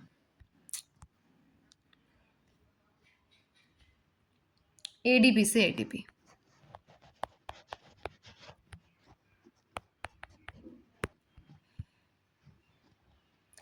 और क्या क्या निकला है? Mg प्लस, ये रहा प्लस, ठीक है। पूरा का पूरा ग्लाइकोलिसिस हो गया, माय गुडनेस। अब इसको मैं एक अच्छे से रंग से कर देती हूँ। पहले इसको मैं पहले बॉक्स शेप का बनाऊँ, कोई मस्त सा कलर चुनूँ। ये बन गया हमारा पायरुविक एसिड, और यहाँ से शुरू किया था दैट वाज ग्लूकोज से शुरू किया था। माय गुडनेस, बहुत ज़्यादा बड़ा है ये चार्ट। कोई बात नहीं, जितने भी हैं सब कुछ हमने क्या कर लिया है, एक एक चीज़ हमने पढ़ ली है। अब इसको प्लीज़, इसको अब मैं समझती हूँ कि कहाँ से उठा, पहले इसको यहाँ से उठाओ, इसको पहले यहाँ से उठाओ। हाँ, इसको एक सेकेंड, हाँ ये नहीं चाहिए मुझे सिर्फ इतना चाहिए। हाँ, अब इसको हम लोगों ने छोटा कर लिया, अब इसको मैंने यहाँ बैठा दिया। हाँ, अब इसको मैंने और थोड़ा बड़ा कर लिया, और फिर इसको मैंने पूरा छोटा कर लिया और इसको यहाँ रख लिया। देखो मैं समझ रही हूँ, थोड़ा सा कठिन होने वाला है, लेकिन आपको ये ग्लाइकोलिसिस पूरा, आई होप पूरा समझ में आ गया होगा। कितना अच्छा मैंने इसमें पढ़ाया है। चलो इसको एक बॉक्स बना लेते हैं। मैम क्या बॉक्स बनाएंगे हम लोग तो पढ़ ही नहीं पाएंगे अब, ग्लाइकोलिसिस इतना मुश्किल लग रहा है। देखो थोड़ा मुश्किल हमेशा लगता है स्टार्टिंग में, but it's not as difficult as much you think, है ना। अच्छा, हो गया भैया, पूरा का पूरा आपका ग्लाइकोलिसिस हो गया। ग्लाइकोलिसिस में सबसे ज़्यादा समय लगा है, सबसे ज़्यादा समय, ठीक है। क्रेब्स साइकिल हम लोग पार्ट 2 में ही रखेंगे ऑफ कोर्स। क्रेब्स साइकिल हम लोग एक बार में नहीं कर सकते, क्रेब्स साइकिल एक बार में नहीं कर सकते, इट इज़ ऑल्सो थोड़ा सा लंबा, और हम लोग एनारोबिक रेस्पिरेशन भी तो बाकी है हमारा। तो बस इतना याद कर लो कि भैया क्या क्या चीज़ें लगी हैं आपके ग्लाइकोलिसिस में। सो कितने एटीपी मॉलिक्यूल्स यूज़ हुए हैं? एक second, number of ATP molecules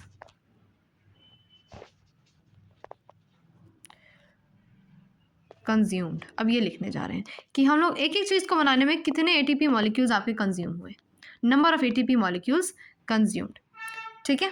number of ATP molecules consumed, number of ATP molecules कितने भाई? अब ग्लूकोज को बनाने के लिए आपको कितने एटीपी बनाने पड़े? देखो पहले समझते हैं, ग्लूकोज को बनाने के लिए how many molecules of ATP did you require? Glucose से ग्लूकोज 6 फॉस्फेट बनाने के लिए। अच्छा, ये भी मैं आपके नेक्स्ट ही क्लास में रखूँगी मैम। क्यों? क्योंकि this is also very long topic. आप लोग थक गए होंगे ना पूरा क्रेब्स साइकिल पूरा इसको समझ के। कोई बात नहीं, ये नेक्स्ट क्लास में मैं रख दूँगी, इसके पूरा जितना भी एक्सप्लेनेशन है। क्लियर? तो चलो अभी के लिए इतना ही याद करें, है ना। सावधान रहें, सतर्क रहें। तो इतना मैंने आज बताया, इतना बताया। ग्लाइकोलिसिस के बहुत सारे इंपॉर्टेंट बात हम लोगों ने यार आज डिस्कस करी हैं। तो मुझे तो ऐसा अभी समझ में कम आ रहा है कि हम लोग ने कैसे कर लिया इतना मतलब इट इज़ अ टॉपिक जो से सब लोग थक जाते हैं, परेशान हो जाते हैं। कोई बात नहीं, ग्लाइकोलिसिस हम और भी अच्छे से करेंगे। है ना। और यहाँ पर हो सके तो हम लोग क्या करेंगे, हम लोग ढेर सारा और इसको कंटिन्यू करेंगे। देखो सबसे मुश्किल टॉपिक जो इस पूरे चैप्टर में था दैट वाज ग्लाइकोलिसिस ओनली, जो हम लोग ने ख़त्म कर दिया है कि नहीं। क्या ख़त्म कर दिया, ग्लाइकोलिसिस ख़त्म कर दिया। तो बस अब नेक्स्ट वीडियो के लिए वीडियो रहना, तैयार रहना। Hello hello hello, this is part 2 of respiration in plants. तो हम लोगों ने ये सब चीज़ें डिस्कस कर ली थी, और सबसे बड़ी बात हम लोगों ने पूरा का पूरा ग्लाइकोलिसिस डिस्कस कर लिया था अपने पहली क्लास में। इस क्लास में जो डिस्कस करना है वो ये है कि जैसे नंबर ऑफ एटीपी मॉलिक्यूल्स कितने कंज्यूम हुए पूरे ग्लाइकोलिसिस में। तो ग्लूकोज से ग्लूकोज 6 फॉस्फेट बनाने में आपका हुआ 1 एटीपी, फ्रक्टोज 6 फॉस्फेट से फ्रक्टोज 1,6 डाइफॉस्फेट बनाने के लिए बना 1 ATP. Number of ATP molecules produced, अब जैसे फॉस्फोरिलेशन के टाइम पे, इसके टाइम पे 2 एटीपी, और पेपा से पायरुविक एसिड बनाने के टाइम पे 2 एटीपी, यानी कि कुल मिला के 4 एटीपी बने। ठीक है, तो कुल मिला के 6 एटीपी बने, और टोटल नंबर ऑफ एटीपी कितने बने 10, और गेन कितना हुआ 2 एटीपी का, और एरोबिक कंडीशन में 8 एटीपी का। क्लियर।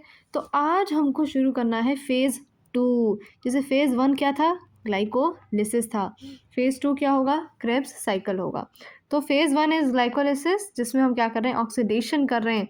खाने का क्या करेंगे, ऑक्सीडेशन करेंगे, खाने का ऑक्सीडेशन करेंगे टू फॉर्म एनर्जी, है ना। तो उसके 2 फेज़ थे, देखो यहाँ पे लिखा है, first phase, second phase.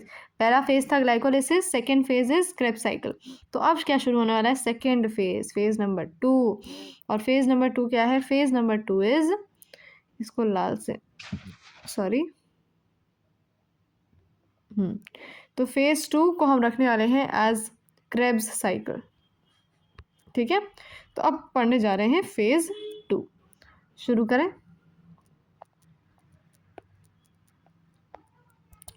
Phase 2 is the Krebs cycle. Phase 2 क्या है, Krebs cycle.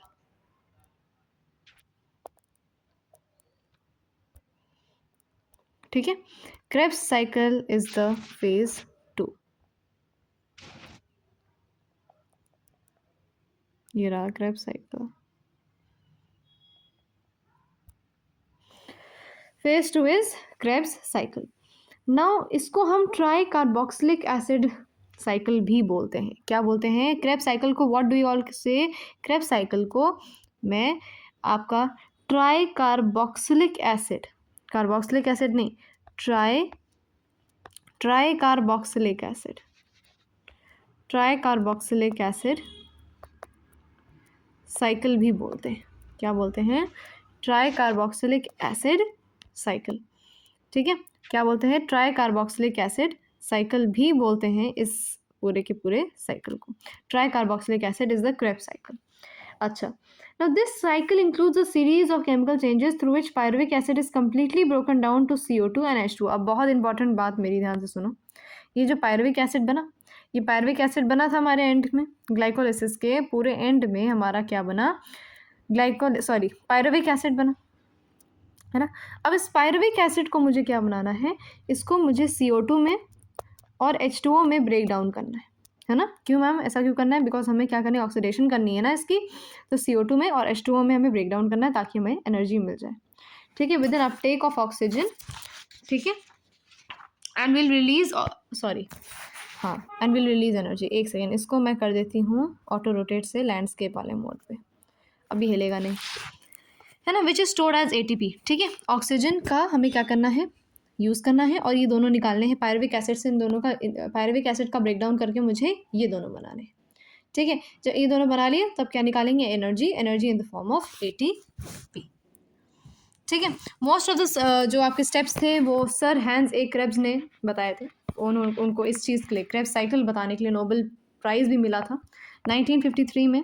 1953 में उनको एक नोबेल प्राइज़ भी मिला था, किसको, सर हैंस ए क्रेब्स, नाम ही उनका क्रेब्स है, इसलिए this is the Krebs cycle. ठीक है, नाम दिख जाएगा तो आप पहचान लोगे, इसलिए मैं नहीं लिख रही हूँ ना। ऑल द रिएक्शन जो है उसमें एंजाइम कंट्रोल है, और एक डेफिनेट ऑर्डर में टेक प्लेस करते हैं। कहाँ टेक प्लेस करते हैं? ग्लाइकोलिसिस साइटोसोल ऑफ सेल में टेक प्लेस करता था। Krebs cycle takes place in the mitochondria of cell. Mitochondria के मैट्रिक्स में टेक्स प्लेस करता है, ठीक है, इन द माइटोकॉन्ड्रिया मैट्रिक्स लिख देती हूँ मैं, ठीक है। It takes place in matrix, in the matrix, takes place in the matrix of mitochondria। Mitochondria के मैट्रिक्स में टेक्स प्लेस, ठीक है। The greater part of energy of the food is made available in this phase and it requires the presence of multi enzyme system, ठीक है। तो इसके क्या होता है कि जो फूड का जो ग्रेटर पार्ट ऑफ एनर्जी है, समझना, हाँ। तो the greater part of energy, इसको मैं यहाँ पे लिख देती हूँ, फिर इसको छोटा सा बना के वहाँ पे चिपका देंगे।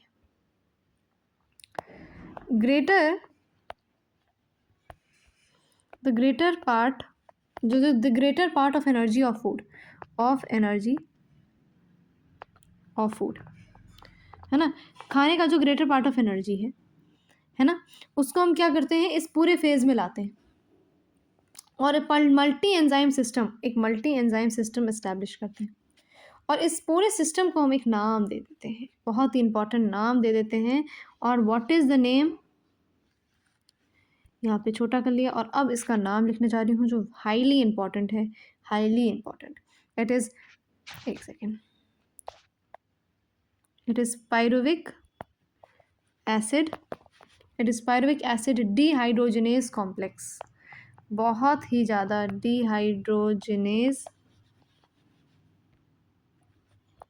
पायरुविक एसिड डिहाइड्रोजनेज कॉम्प्लेक्स,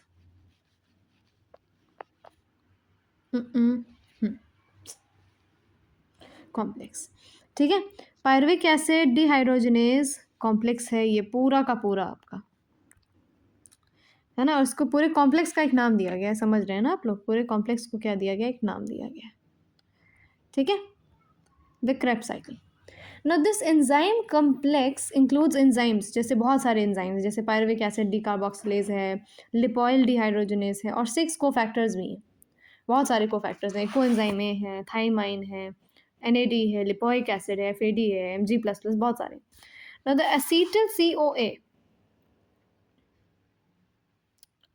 ठीक है, ओके। चलो अब बात करते हैं पूरे के पूरे उसके बारे में बात करते हैं। किसके बारे में? पूरे क्रेब्स साइकिल के बारे में बात करते हैं। Now what is the Krebs cycle? Krebs cycle में चल के आ रहा है, ठीक है। क्रेब्स साइकिल के लिए पहले इसको छोटा करके लेट्स मेक अ बॉक्स।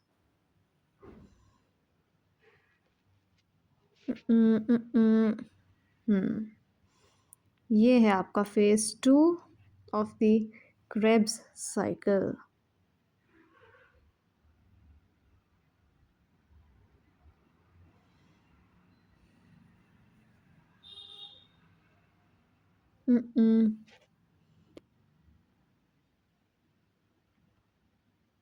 ये है phase 2 of the Krebs cycle.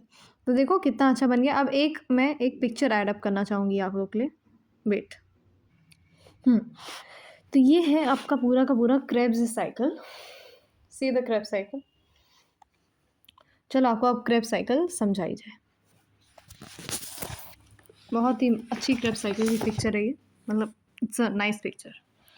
चलो एक second, let me be ready. तो सबसे पहले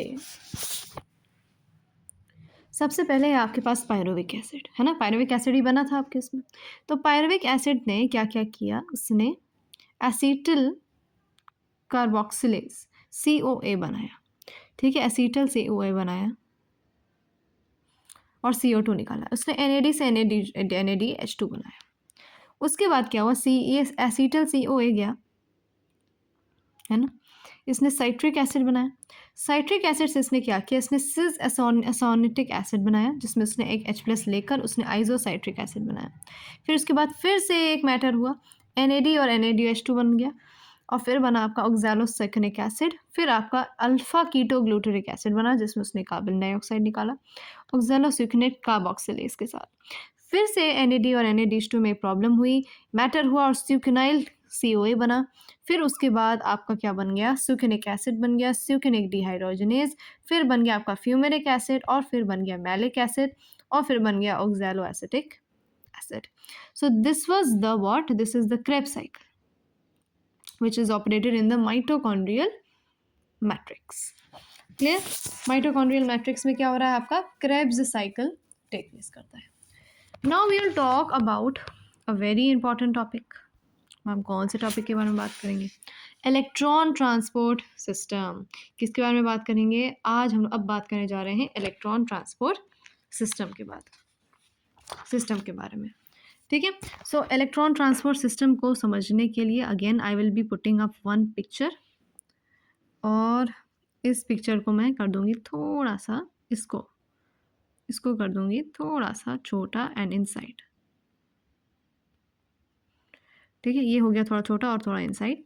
अब आते हैं हम अपने वर्किंग ऑफ ETS। किस पे,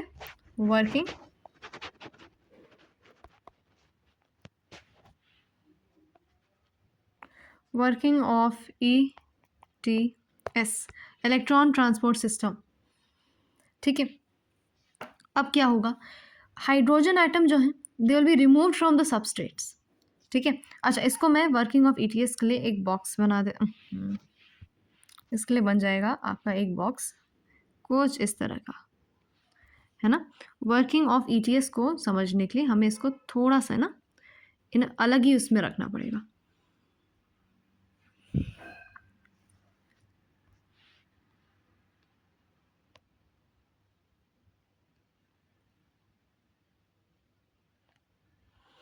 और इसके लिए एक पिक्चर लानी पड़ेगी, दैट इज दिस वन।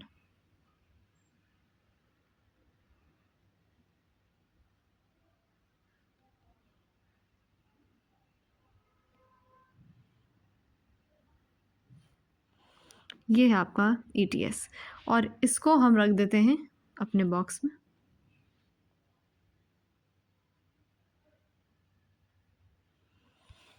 ठीक है, अब समझो, NADP से NADPH2, ADP से इनऑर्गेनिक फॉस्फेट से बना आपका ATP, फिर ये कुछ इस तरह बना, और ये देखो पोटेंशियल देखो कैसे बढ़ रहा है,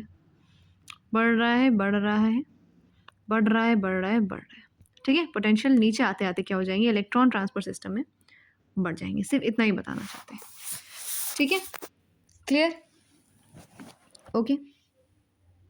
एक टर्म आता है जिसको हम बोलते हैं amphibolic pathway. What type of pathway, amphibolic pathway बोलते हैं। अच्छा एक चीज़ और, इस पूरे के पूरे वर्किंग ऑफ ETS को हम एक डब्बे में वो कर लेते हैं, वरना आपको लगेगा दैट इट इज़ अ बिल्कुल ही अलग टॉपिक है कि नहीं। Working of ETS is one single topic, है ना।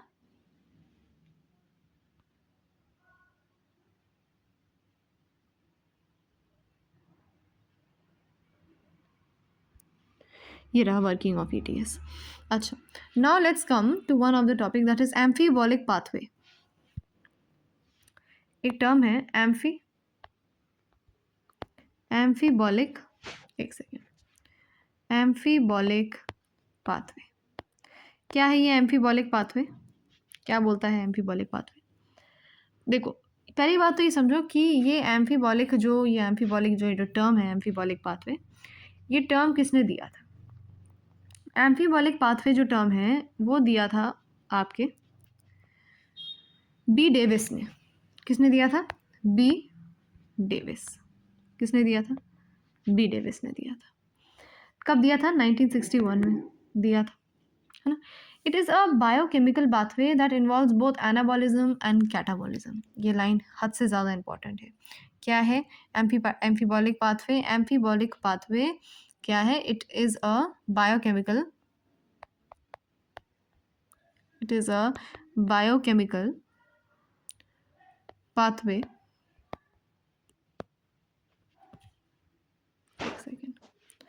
pathway that involves That is a biochemical pathway that involves both anabolism and catabolism.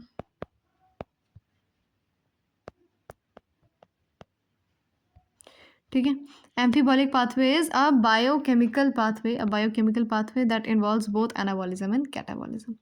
The Krebs cycle is also good example of amphibolic pathway, है ना. तो हम ये लिख देते हैं कि भैया आपका जो क्रेब्स साइकिल है it is an example of amphibolic pathway. ठीक है, एग्जाम्पल क्या है इसमें लिख देते हैं दैट, अरे ग्रीन से नहीं लिखेंगे अब हो गया example. Example is your Krebs cycle. ठीक है, what is the example? Example is Krebs cycle. ठीक है, क्रेब्स साइकिल एक बहुत अच्छा एग्जाम्पल है जिसमें एम्फीबॉलिक पाथवे मतलब कि एक ऐसा बायोकेमिकल पाथवे जिसमें बोथ एनाबॉलिज्म और कैटाबॉलिज्म टेक प्लेस हो रहा है, जो है आपका क्रेब्स साइकिल. ठीक है, बिकॉज क्यों है एक good example? Because it's the central pathway in the catabolism. Catabolism क्या होता है? तोड़ना, ब्रेक डाउन, है ना, पता है कि नहीं. Catabolism of carbohydrates and all, protein lipid है ना कर रहे हैं. और एनाबॉलिज्म क्या हो रहा है क्रेब्स साइकिल में? Formation of ATP, glutamic acid, aspartic acid, ये सब हो रहा है.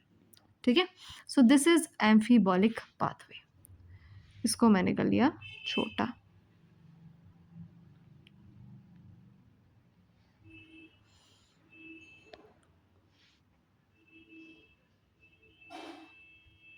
ये हो गया आपका एम्फीबॉलिक पाथवे. अब एम्फीबॉलिक पाथवे के बाद आता है आपका बहुत ही इंपॉर्टेंट टॉपिक, दैट इज आखिरी topic, that is anaerobic respiration. Anaerobic respiration क्या होता है भाई? What is anaerobic respiration? समझते हैं एनएरोबिक रेस्पिरेशन को. हम यहाँ पे समझा दो अच्छे से एकदम. एनएरोबिक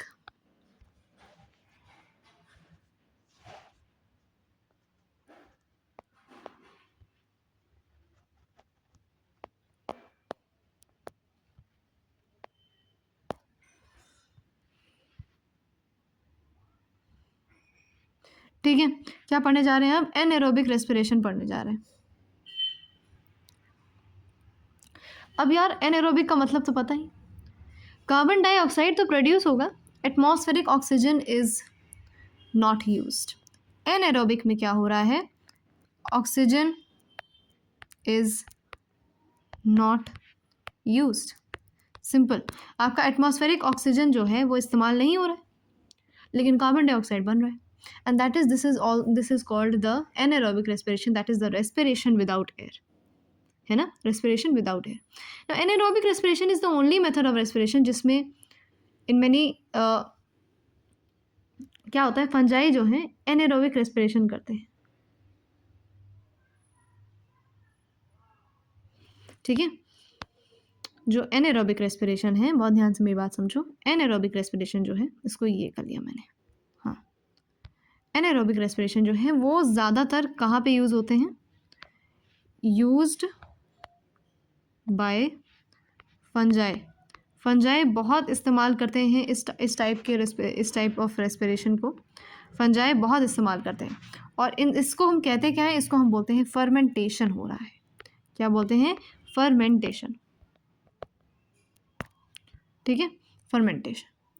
ठीक है, and it differs from anaerobic respiration in the substrate that is present. थोड़ा सा डिफरेंट होता है, लेकिन द टाइप ऑफ रेस्पिरेशन जो आपके फंजाई लोग यूज़ करते हैं वो होता है आपका एनाएरोबिक रेस्पिरेशन ओनली. ठीक है, बहुत तरह की फर्मेंटेशन होते हैं. फर्मेंटेशन के बहुत सारे टाइप्स होते हैं. ठीक है, बहुत सारे टाइप्स. एक सेकेंड, ये मैंने इसको कर लिया थोड़ा सा छोटा अगेन.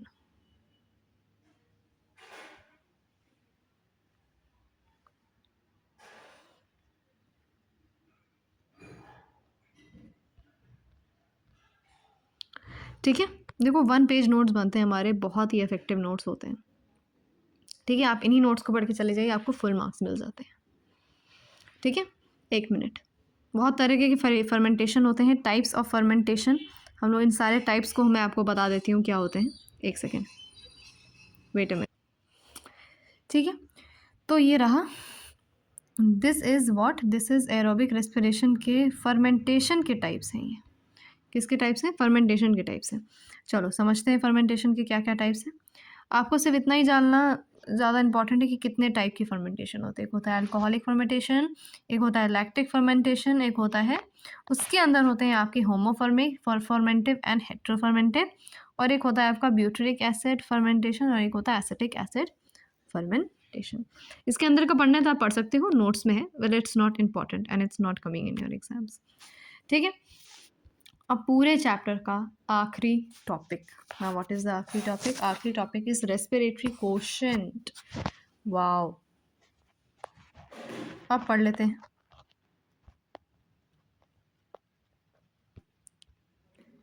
अरे इसका थोड़ा सा मुझे जगह मिल जाती तो बहुत अच्छा होता है ना।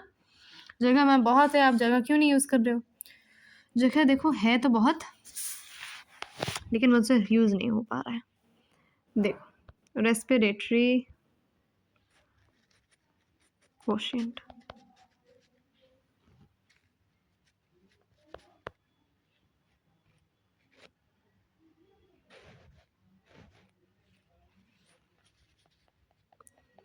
क्या पढ़ने जा रहे हैं? Respiratory quotient. चलो रेस्पिरेटरी क्वेश्चन पढ़ा जाए। रेस्पिरेटरी क्वेश्चन में सिर्फ आपको एक चीज़ याद रखनी है, that is one formula. What is the formula of respiratory question? Respiratory question का एक बहुत ही इंपॉर्टेंट फॉर्मूला क्या है? क्या है कि R Q is equal to CO2 release upon O2 consumed. Ma'am what is that? Respiratory question को हम आर क्यू भी लिखते हैं। So R Q is equal to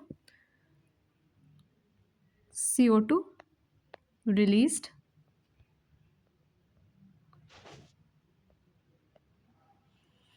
CO2 released upon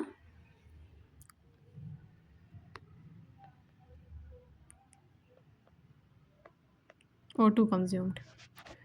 ठीक है, क्या है, गड़बड़ हो गई, इसको एंड तक किया और अब आर क्यू का फॉर्मूला चिपका दिया बिल्कुल अच्छे से, है कि नहीं? ये है आर क्यू का फॉर्मूला। नाउ क्या करना है हमें? आर क्यू हो गया CO2 release upon O2 consumed. Now the measurement of R Q gives a clue about the food, है कि नहीं? तो बस हो गया आपका चैप्टर पूरा का पूरा कंप्लीट है। और सोचिए एक पेज में आपका पूरा पूरा चैप्टर कंप्लीट करवा दिया मैंने, right? So thank you everyone. इसको मैं बना देती हूँ आपका एक बॉक्स, एक आखिरी बॉक्स। ठीक है, थैंक यू एवरीवन।